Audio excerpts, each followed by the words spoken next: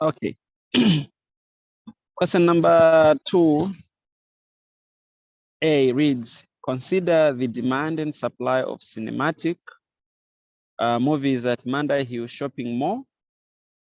You are required to draw the market demand and supply situation depicting equilibrium.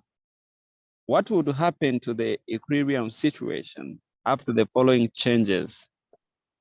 Please explain using clearly labeled diagrams. So these are the diagrams that you wanted. So we are trying to consider the demand for some cinematic movies. So there are some movies at Manda Hill Shopping Mall. And so what we are trying to look at is the demand for these movies. So people demand these movies, more like going there to watch these movies at the cinema, right? Yeah, right. Now there are some of the changes that we are going to be given here, and these is situations that we're going to be given affecting the equilibrium points. The equilibrium point is basically the point at which demand is equal to supply, right? At that point, yes, where demand is equal to supply, that is the equilibrium point.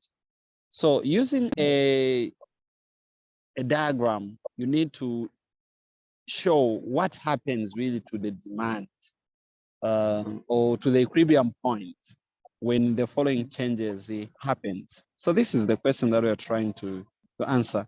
Has the question been clearly introduced? Yes, sir.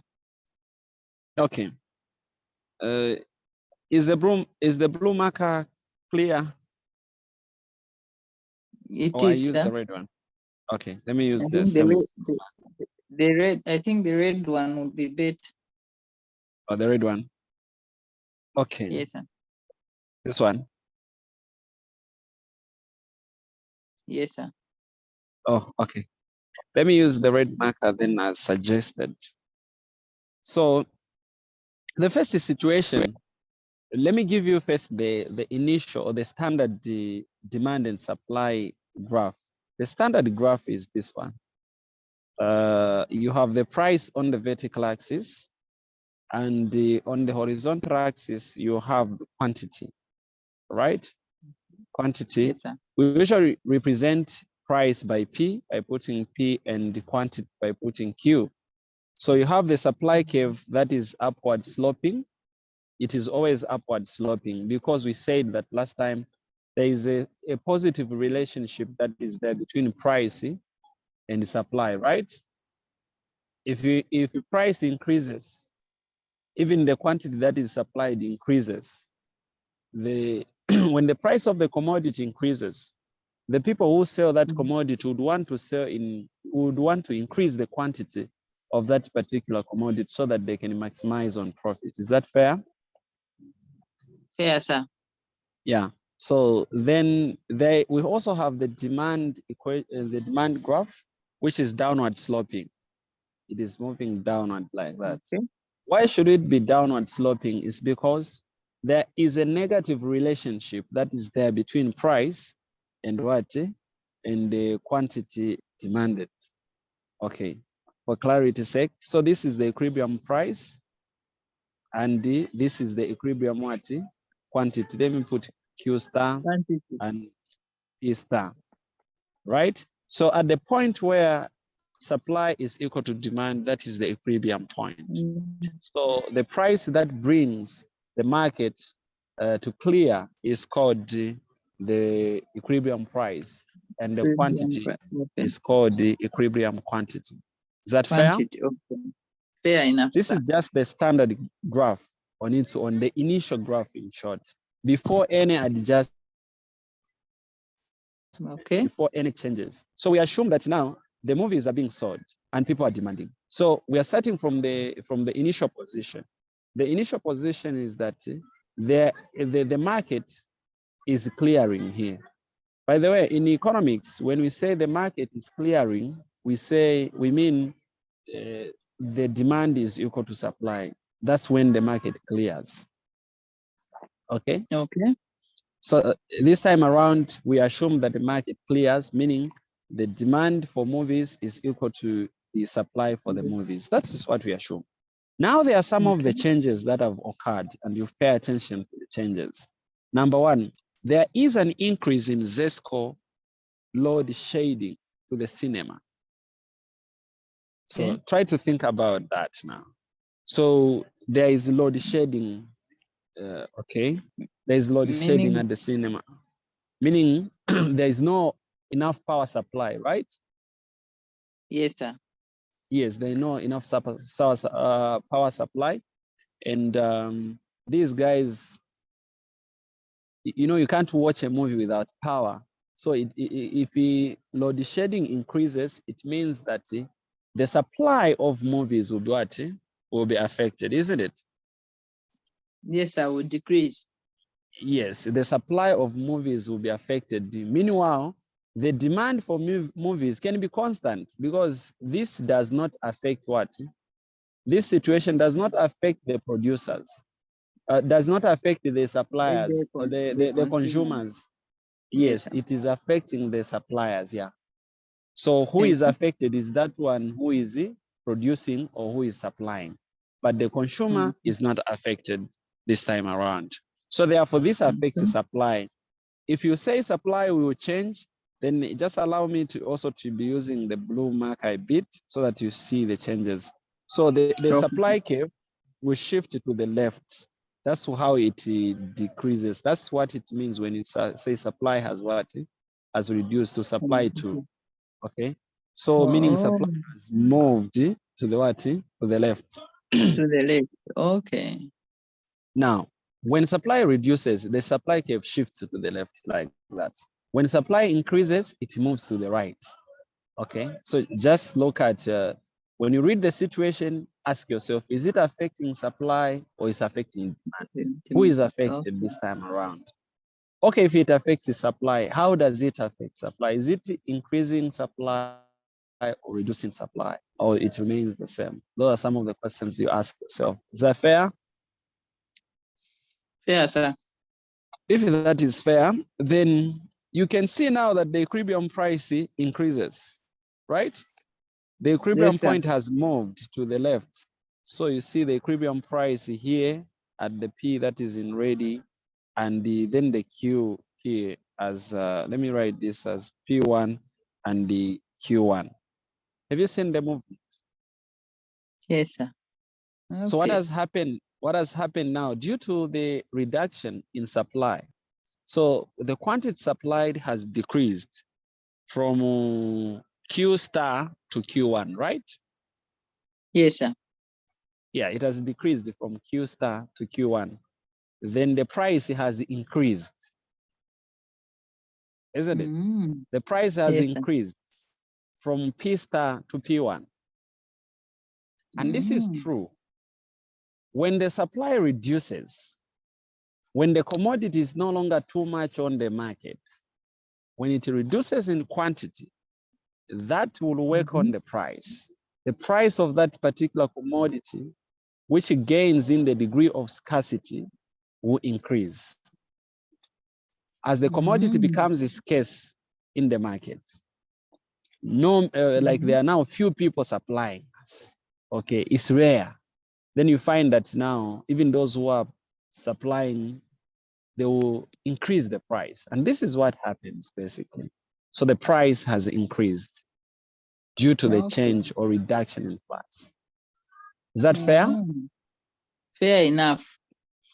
So Any you see, sir, question? where I had the problem, I didn't even know what a normal demand curve or supply curve looks like before any adjustment. Okay, yeah, that's why I started from the initial. You can't just start adjusting before you know the initial.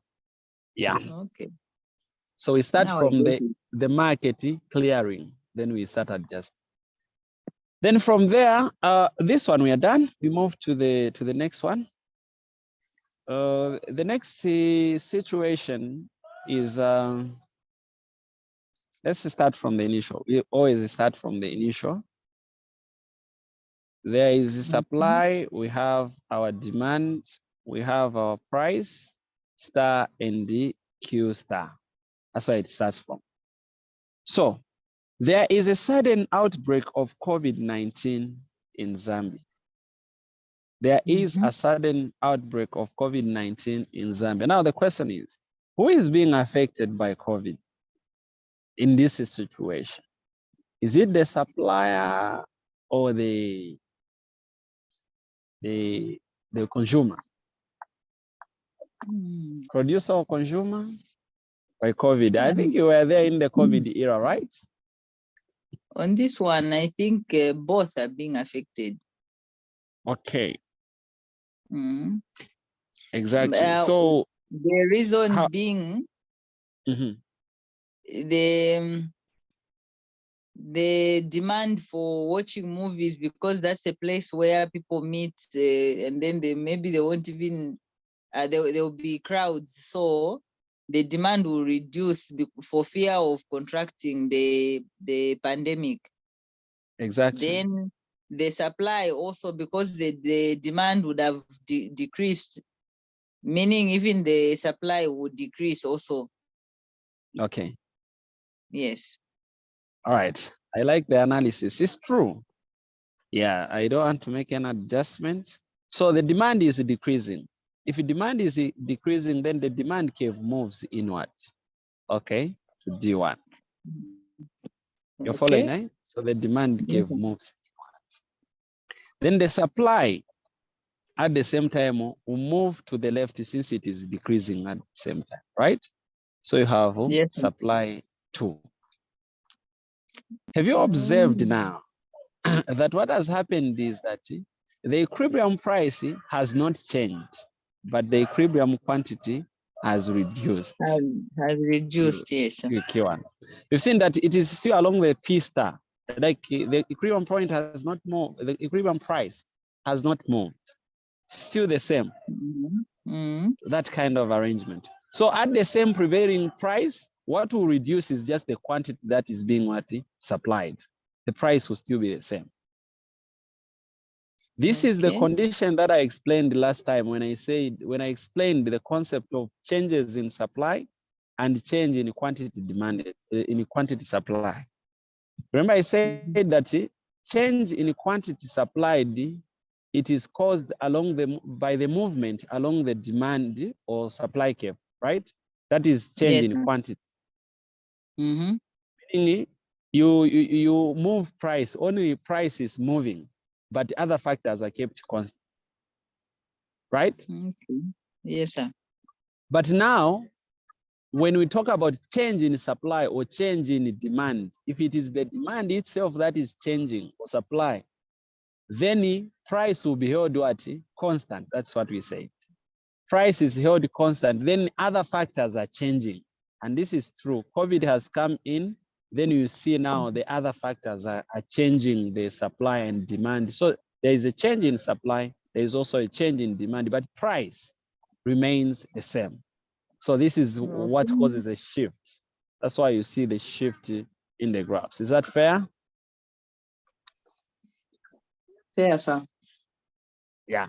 So price is held constant when you're talking about the change in supply or change in demand. But when you talk about the change in quantity demanded or change in quantity supplied, price is the one that changes, but other factors are held constant by ceteris paribus.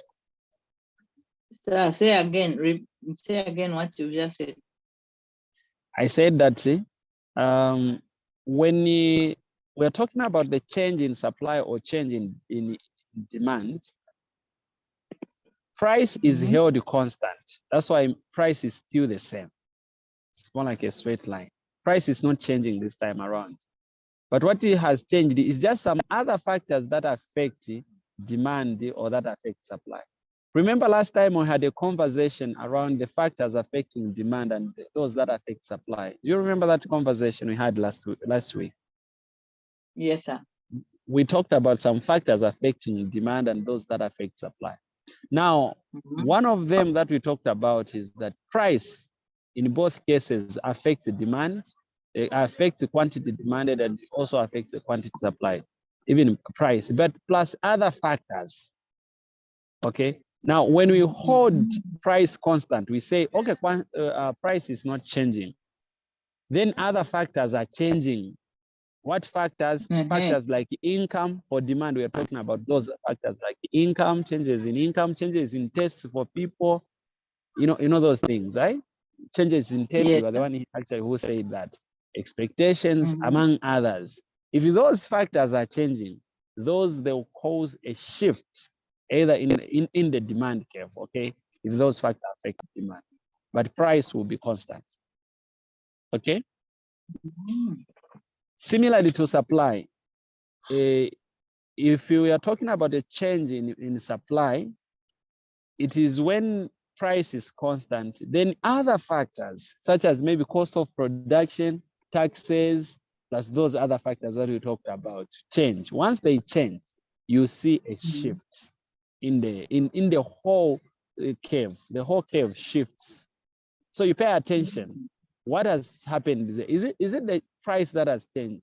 The price of the own commodity, of course. Because it could be the price of the related good. Those are other factors now. If you hear that it is the price of some other good which is related to that, those are other factors. So that causes a shift again. But if it is the price of the own good that has changed, then that causes a movement along the demand or the supply curve. Clear? Clear, sir. Okay. If that is clear, we move on to the next concept. Let's look at the other one. Is a new cinema is opened at the new shopping mall, which is East Park. Okay. Let's assume now at East Park as well, they have decided to open a new cinema as well. They are doing the same thing. So we start from the initial condition, demand and supply, our price, okay, and our quantity. Like that, Q star and the P star. We know that this side you label clear price and the quantity. Then that's when you write Q at what as long as, but you have to label first. So now here's the thing. Here's the thing. A new cinema is opened at a nearby shopping mall. In this respect, let's talk of East Park or even Long Acres. Yeah, more. So what do you think will happen? What does this affect? Is it affecting demand or is it affecting supply? And how does it? If it does. This one is affecting demand. Okay. It is affecting demand, right? Yes, sir. Okay. So how will demand be affected? Is it going to increase or decrease? Or yeah, what's the logic? Demand will decrease because the new cinema has been opened on the other side. So people will shift. Instead of going to Manda Hill, they will go maybe to East Park or Long Acres. Okay. Yeah, exactly. So let me just mention this, yeah, so that it can be that technical. You know, what happens is that one of the factors that affect demand that we talked about is price. And from price, we also talked about, we also said the preferences, changes in tastes and preferences, right? So, and again, under elasticity of demand, there are some factors. There is the concept of time that we bring in. So you understand that as the commodity stays long, as people get used to that, right? As people get used to that, they will start desiring for new things. You know, there are changes in the taste and preferences. People would want, we are tired of this. Okay. So that same, yes. So that same factor, it points direct to the changes in preferences and tastes. Okay. Which is just the other factor, and it causes a shift in them.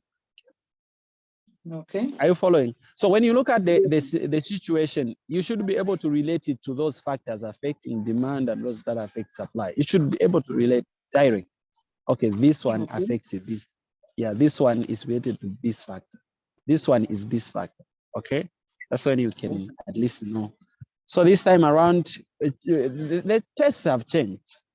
Yeah, we want something new. We are tired of of something that we use of. Always new things are interesting.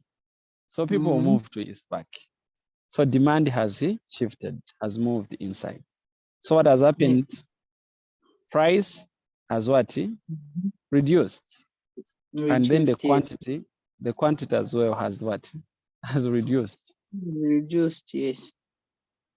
Okay. So this is what has happened. The price has reduced and the quantity has reduced because of what we have just said. Is that fair? Fair enough, sir. If that is fair, we can also look at the other one. We start from the initial condition as usual. I selected this question so that we could clear the air.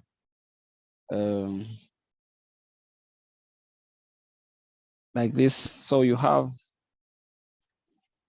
supply, you have your demand, you have price, and you have your what? Your quantity, star.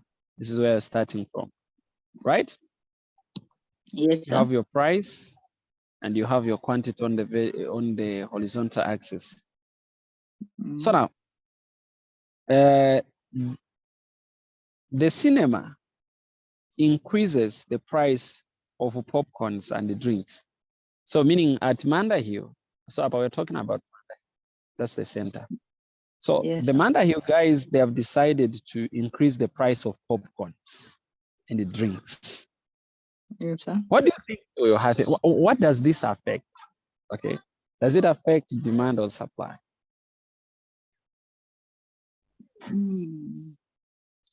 This one again, on the other hand, I would say it would affect the demand. Okay. Yes, sir. Okay. On the other hand, I would say it wouldn't affect the demand or supply. Okay. Because what people are following is the movie and not the price of the popcorns and drinks. Okay. I get the reasoning. Now observe. Let me just ask you, who goes to watch a movie? Okay, imagine those days when you're still dating whoever you are dating, and then you go to watch a movie. Come on, you guys. How do you watch a movie? There is no drink, there are no popcorns, there is nothing. You're just watching the movie. I don't think is interesting. You understand the logic, right? So the thinking is we also want popcorns, we want drinks as we are watching the movie. So obviously that is very, very important. People have those, those are related goods, like people that they would want to consume at the same time as they are consuming the movies in terms of watching. So in that case, it will affect the demand. Yes, it affects the demand. Do you have an idea of the exact factor of demand which is being affected this time? Is it the preferences? Is it the price? Is it the income? If it affects the price, that will be the movement along the demand curve. And so we are talking about the price of the own good. You get it? If it were the price of the own good, unless they had increased the price of the movies, you understand? Oh, okay. Are you following? The price of the movies, but that is still constant. So the price is not touched unless we say the price of the related good. This is what I was talking about. It can be a complementary good or substitute goods. In this respect, we are talking about the complementary goods, the things that you consume at the same time. So like watching a movie and a drink. So so that's what is there. So what is happening is that this actually is the price of the related good. So the price of the related good is what is really affecting the thing. So now the price of some related good, the related good is the complementary good, has really increased. And so people will be like, okay, Apa, if we go to East Park, better off, because we won't just pay for movies. We even be having enough to buy drinks, you know, and some popcorns. What's that? You go there, you finish all your income and all the money just in movies, and you have nothing to get the drink with. Baby will complain, you know. Those are some of the things that happens. Anyway, that was just commercial break by the sir. And so we shift to the right. We shift to the left. And so you will see that the price would decrease and also quantity does what? Decreases. Is that fair? Fair, sir. Okay. If that is fair, we can now move to the, what's this one? We are still starting from the initial condition. The fifth one says the government implements tax cuts on the Lusaka residents. A tax cut. There is a tax cut. So whenever the situation comes, you should be able to relate it with those factors that we talked about last time. So like a tax cut, who is being affected by a tax cut? On the residents, the tax cut is on the residents. Okay, who is being affected? Does it affect supply or demand now? This situation. It affects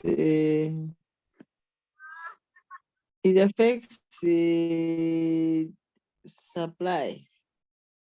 Okay, how does it affect supply? No, it affects demand, sir. And how does it? Because tax we pay as we purchase, not so, sir. Oh, okay, I get the thing. So meaning if you keep buying, that means the more tax you pay, the more purchases maybe of tickets for the movie you buy, the more taxes you pay. So it will cause the demand to decrease because you'll be paying more. Also, you're talking about progressive tax.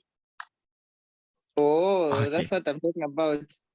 Yeah, you're talking about a progressive tax. Anyway, okay. Here is the way of looking at it. The government has cut on tax, meaning the government has reduced. Maybe I rephrase the state. The government has reduced the tax on people who live in Lusaka. What will happen to demand or supply? It's a tax cut. Demand will increase, sir. Okay. I didn't understand the question. Okay, yeah. Demand will increase. So basically, what is there is anyway. Very soon, I think next month. By the way, the secondary tuitions will start on 15th December. That's when we want to start because we wanted to give people enough time to prepare. When we start, we'll talk about macroeconomics. I think you have macroeconomics. So yes, from the macroeconomics point of view, when we have got two common types of income that we are talking about, there is the national income and the personal income and disposable income. Okay. So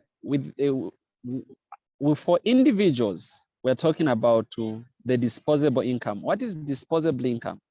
Disposable income is calculated by saying your income minus what? Minus taxes, right? Okay. Total income minus tax level. Okay. Meaning when we remove taxes. Okay. Once we remove taxes, from our income, from whatever we get paid, whatever remains is called disposable income, in short. When you get paid, you pay taxes, you pay those bills. Then what remains with you is the disposable income. That is the income that you are free to use now to do whatever you are doing. So this time around, the government has reduced this variable. Tax has been reduced, which means this Y is most likely to do what? To increase, isn't it? Yes, sir. Yes, we reduce tax, so our income will increase. So this situation is directly affecting consumers' income. Remember, I said the income of the consumer affects the demand. Do you remember? Yes, sir. Yes. So this one directly affects the income. So the income of the consumers will increase this time around, isn't it? Their disposable income will increase. And since we define demand as the willingness and the capacity of the consumers to obtain the given commodity at prevailing price, that is called the demand. So we are factoring in two things for us to say there is demand. We think of the availability of the capacity by the consumers and the willingness together. So this time around, the consumers are willing and they also have the capacity. Their income has increased. Then when we couple the two, we have an increase in what? In demand. For our own information, it is not increase in demand. You know, I like trying to make things practical so that people don't forget. It is not an increase in demand if people are just willing to maybe buy, but they don't have the capacity. And this in oftentimes has confused the entrepreneurs or people who do young businesses, especially those who are not well informed when it comes to the economies.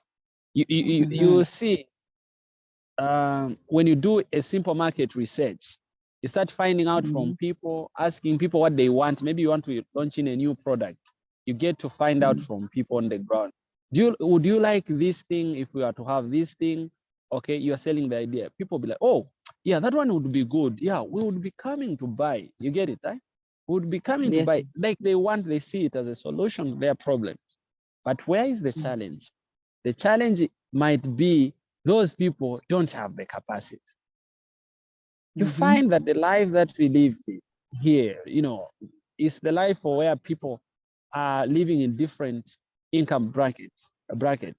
You find that there are some people who live in high income brackets, and there are those that live in low income brackets.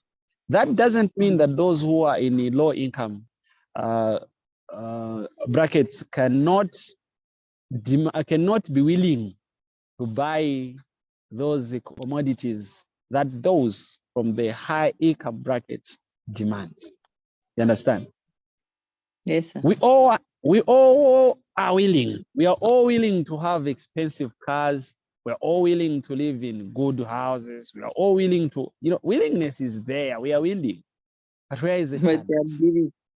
The ability. Therefore, there is no demand for that because we are just willing, but we are unable to manage. But again, there is that point where somebody is capable. You get, they are capable, but they are not willing to get your commodity. You get, for example, you go in those high cost areas, you find that those people are able to buy what you are selling. Then maybe because of the quality and the other things, when they look at it, they're like, they have the capacity, but they're not just willing, please. So again, you do not say there is demand. That's not demand again. So demand is when the two intersect, the willingness and the capacity. Fair? Fair enough, sir. Okay. If that is fair, you will see that when the demand increases now, price does what? increases, and also output does what? Increases. Okay? Okay. Any question? I think it is over. No, it's just because that's what you wanted to hear. That's what Because I you were didn't willing know, to. so I was getting confused. Say, Yeah. what do I do with these graphs? The big question, which is the last question, says explain the major differences between the cardinal and ordinal approaches to consumer theorem. How does a consumer optimize under each theory? Okay, so here is the thing. We are talking about now consumer theory. We are studying the behavior of consumers by the principal assumption or the initial assumption. We assume that the consumers are rational. What is to be rational? To be rational in economics, when we say you are rational, you are assumed to make the choices based on the calculated benefits and the costs of that decision. Okay. That means you are rational. You don't just do things. You don't just make choices. You sit down, okay, what are some of the costs or the disadvantages, if you may like? You list it down, okay. Then again, what would be the advantages of or the benefits of this decision? You list it down. Then you outweigh that, you put them on the scale. Which one weighs more than the other? And then you choose what weighs more. Then you assume it to be rational. So the principal assumption that we make is that the consumers are rational beings. That is to say, they'll always make the decision based on the weighed benefits and costs of their decisions. Therefore, we assume that consumers always aim at maximizing satisfaction, which is the rational thing for them to do. To maximize satisfaction, it is to maximize utility. Utility and satisfaction, by the way, is the same thing. So utility or satisfaction is just the same thing. So consumers aim at maximizing utility. So they want to get the best from whatever little of their resources that they spend. Okay? We want to get the best. We want to get the value. Yeah. Even from whatever little it could be money, we want to get the best quality, the best quality, the highest quality possible from whatever little we have. That's the assumption that we make. So therefore, when we are explaining the concept or the approach of cardinal and ordinal to measurement of the consumer behavior, what you're trying to measure now is the satisfaction or utility. So there are these two approaches that we use when you're measuring utility or satisfaction. The first one is called the cardinal approach. So with the cardinal approach, we assume that utility can be quantified. This is the main difference. Utility can be what? Quantified, which means we can assign weights like numbers to utility. Oh, I get such level of satisfaction by number. 5 satisfaction, 6 units of satisfaction. And we assume utility is measured in utils. Okay, that is about the cardinal approach. Then the ordinal approach, here we say utility cannot be quantified. Instead, utility can be qualified.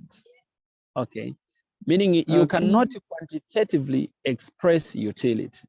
You cannot assign numbers, digits to utility measurement. Instead, you can just explain using words how you feel about a certain commodity. You can just tell us, oh, okay, I feel happy when, but you cannot tell us, you can't quantify, you can't give us figures, okay? No, I feel good when I take mango. Yeah, you feel good. You can express it with words. Okay, I feel good, but you can't quantify the level of satisfaction that you get. You understand? That is for the ordinal approach. We cannot quantify. Instead, we can just qualify. You can qualitatively express the satisfaction levels that we gain. Therefore, under ordinal approach, we rank the levels of satisfaction given the two commodities, and we need to combine them. By given the two bundles of the commodities, then we need to rank them. For example, you're given mangoes. Let's say you have 10 mangoes, you have 10 oranges. These are different commodities. Let's say they are of the different prices, okay? And you have limited income, because if you don't have income, if we tell you to choose, you will choose everything. So the issue is that now we live in the world of scarcity where we don't get all what we want because we are limited by scarcity, by resources. The resources are limited. So where is the challenge now? You need to make choices, okay? Like in terms of the combination, when you're making choices. Okay, how many mangoes do I get and how many oranges do I get? The following, right? How many mangoes do I get? How many oranges do I get? Okay.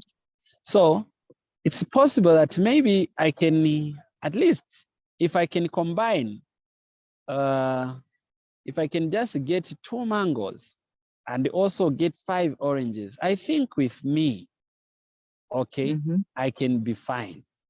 You understand? I can be fine. That's according to you. Okay. No, I think if I can just increase mangoes, I get 7 mangoes, and then I trade off, I just get only 2 oranges. You get, there is the issue of trading off. You can't get everything. You increase the consumption of the other, then you decrease the consumption of the other. You're following, right? Okay. If you want to increase the consumption of the other commodity, then you'll have to decrease, to reduce the consumption of the other commodity. Observe that as you increase the consumption of oranges to 5, then you have to decrease the consumption of mangoes from 7 to 2. Yes, sir. Yeah. So that's what usually happens. So what you're trying to say is that you can rank the levels of satisfaction now, the combinations, you can just rank them in what is known as the indifference scales. The next time I'll explain deeply about the concept of the indifference scales and consumer behavior, more like as a lecture now, not as a question. It will come as a lecture on its own. So this is basically what is there when you talk about ordinary utility. So how do the consumers optimize under each theory? Under ordinary utility, okay, consumers optimize by consuming at the highest indifference curve. These curves that are like this, we call them the indifference curves. So when a consumer is consuming maybe at an indifference curve, this one which is in red, then we say they are optimizing satisfaction because they are able to consume at the highest indifference curve. What does an indifference curve represent? An indifference curve is some curve that shows us the level of satisfaction that you obtain when you are indifferent between the two bundles of the commodities, of different commodities. You're given to choose between 2 commodities. So to be indifferent, it means you are not sure of what to choose. Like you are saying, it's okay, I can get this, I can also get that. That's to be indifferent. So when you're, so the indifference curve is basically that graph which measures, okay, the level of satisfaction that you have, okay? So in short, it is depicting the level of satisfaction that you are getting, you're ranking the level of satisfaction. So the higher the indifference curve, the higher the level of satisfaction that you get. And once you consume on a lower indifference curve, it means you have got a lower level of what? Of satisfaction. And this is what we talk about. Clear? Clear, sir. Any question? Okay. This one is clear? Yes, sir. If that is clear, we can do the last question that I want us to do. The last question is I want us to do the last question so that when we meet next time, I've skipped these two questions, question number 3 and 4, because they are coming from one topic, which is the firm theory, okay, or producer theory, where we start production and the behavior of producers. I want to talk about this at the same day, at the same time, so that I can be talking about the related things. You get the point? Okay. Yes, sir. Yes. So now we are doing question number 5. We are doing question number 5. We can do question number 5. It says, can you explain the difference between economies of scale and the returns to scale? So when you talk about the economies of scale, economies of scale simply means, in layman's language, the advantages, okay, yes, sir, that a firm enjoys, or the benefits that the firm enjoys from growth. Okay, that's the simplest way of putting it. As the firm grows, it will enjoy some benefits that happens. So what happens is that the average cost reduces as the firm increases in size, right? So you will find that now you said the economies of scale is what? The benefits that a firm enjoys from growth. As the firm grows, sir, as it increases or as it expands, okay, yes, it enjoys some benefits.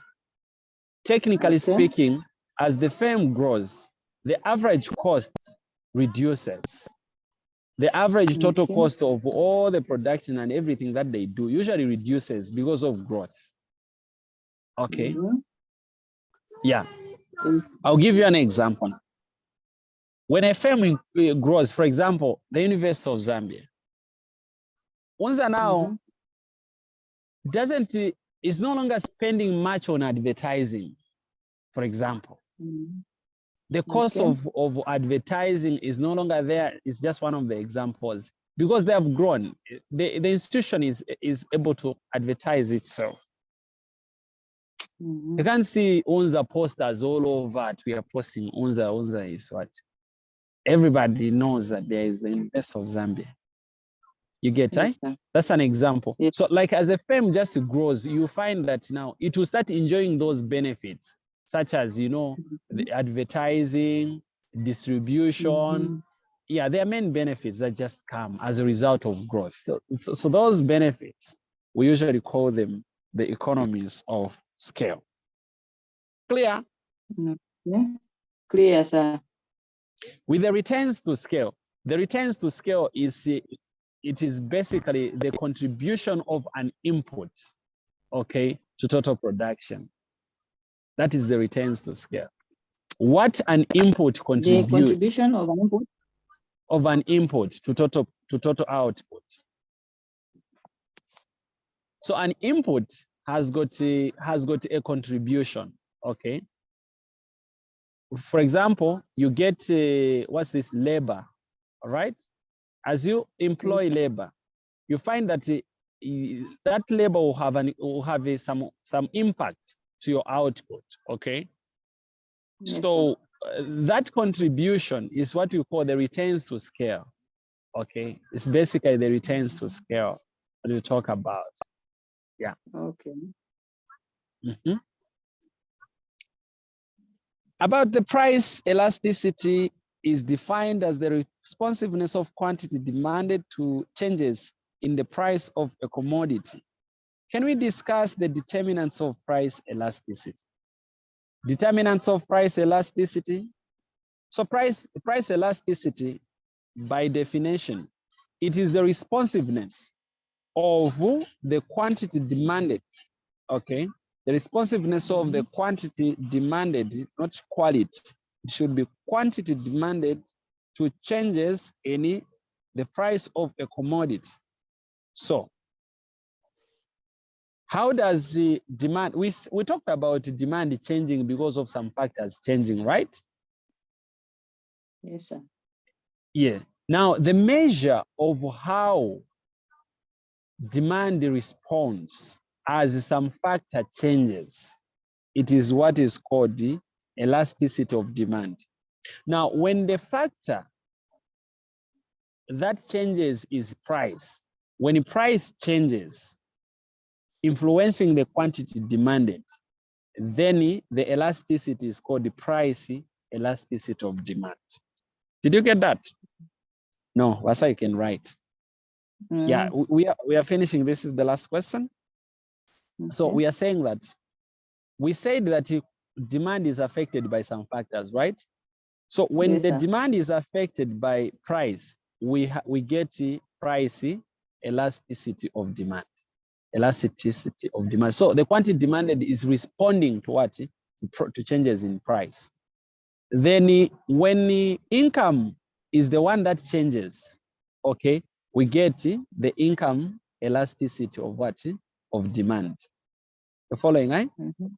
Yes. When it is the other, when it is the price of the other related goods that change, we get the cross price elasticity of demand. Yes. Okay. Is that clear? So you get the cross price elasticity of demand when the other factors change. So these are the different types of elasticities that you get. Now, what are some of the determinants? The question is about the determinants. What determines the coefficient of the price elasticity of demand? What is it that determines? Number one, the price of the commodity, right? Yes, the price of the commodity, isn't it? Yes. The price of the goods would determine how the quantity responds. If it increases, the quantity decreases. You know, there is an inverse relationship between price and demand, right? Yes, sir. Income. Income also is a determinant, isn't it? Income is also a determinant, right?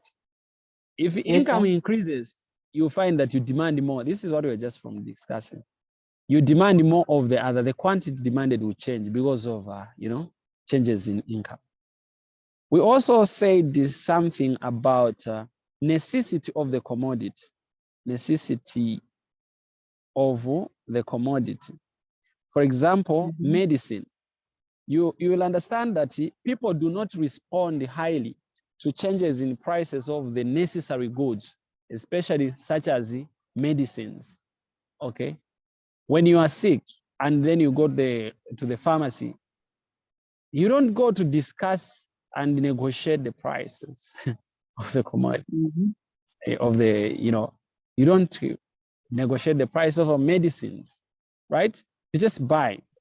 So that is, in short, that factor is the necessity of the commodity, the degree of how necessary the commodity is. If the commodity is a necessity, it's really a need, you find that the price elasticity will be affected. The responsiveness, how people respond to changes in price, it will be affected by whether the commodity is what? Is a necessary good or is just a luxury good. Okay. If it is a necessary good, you find that people don't respond very much to changes in price. And if you change the price, yeah, it remains like that. Okay. Fuel prices, for example, fuel prices, whether they increase or what, but still people consume the same. So that's what happens because it's a necessity. The other one is the time, which is the last one. Time is last but not the least. We can still do some further studies. Time. What happens is that as time increases, usually, from the time you got that commodity, the people become more responsive to changes in price. People do not respond, they respond less to the prices of the new commodities. Okay. People respond, but less to the prices of the what? Of the new commodities. So you find that as the commodities is still new, they don't respond very much to price changes. Even if you increase the price, okay, they don't even come to negotiate too much. They don't have a lot of information about the product, what. But as it stays, they jaila manje. They just say, no, no. Yeah, like just people change. With time, people just change. Okay. They would not want to do what? To pay more because that commodity has stayed for so long. You understand, eh? Yes, That's sir. why you find that the prices of these new things that they produce, for example, new phones, new gadgets, when they are still new, the prices are up there. As time goes on, what happens? The prices start coming down. They start lowering the prices. Why? They understand that people now, because this thing has stayed long on the market, people are now responsive to price changes. Should we increase the price? Yeah, they will they want to buy. First, they are just interested because it's a new commodity. You get it? Yes, sir. So that is how the time really affects that's how time does affect the price elasticity of demand. You got it? Got it, sir. I know you are tired, but the last question is this one within 2 minutes. Is it possible for a monopoly to make losses in the long run? The answer is yes. The monopoly can make losses. Can still make loss in the long run. Okay. So we need to show a graph where a monopoly makes losses. This is a graph. This is how it is. There is price on the vertical axis. Obviously, there is output here, which is same as quantity. You have the output. So with the monopoly, this is how you write the curve. First, you start with the demand curve. Are you following? Yes, sir. Then inside there is the marginal revenue. You've seen that the marginal revenue for monopoly is different from that one for perfect competition, because that one, everything is on that horizontal line. Yeah. Okay. Then from here, what do you do next? You draw the marginal cost. The marginal cost will still be the same. It moves in the same way. Marginal costs. You're following, eh? I'm following, sir. Yes. Marginal cost. Then we want the monopoly which is making losses, which is not even breaking even. So at the point where marginal costs and marginal revenue meet, that's the level of output where a firm can try to maximize profit or loss. So at this point, this is where the quantity that maximizes everything comes in. You draw a straight line towards the demand curve. You've seen just some dotted line towards the demand curve. You come to the left like this. So this is what happens. There is a price here, right? Your price is here. Your price is equal to demand. So the monopoly is making losses when the average cost is above price. Average cost. You've seen, right? So this is the level of loss. Monopoly is making it is making losses when this average cost, the AC line, is above this point here. In short, when it is not touching the demand curve, when it is just above. Okay. So what happens? This line that you've drawn from the quantity here, this blue quantity, it shall continue like a dotted line up to here, up to this AC curve. You've seen? Okay. It is now touched the AC curve. When you come to the left, this will give you the level or how much of loss has been made. So this is the loss of them. Clear? Clear, sir. This is the loss, that monopoly. So we have shown graphically the monopoly which is making losses. Fair enough? Fair, yes. sir. Okay.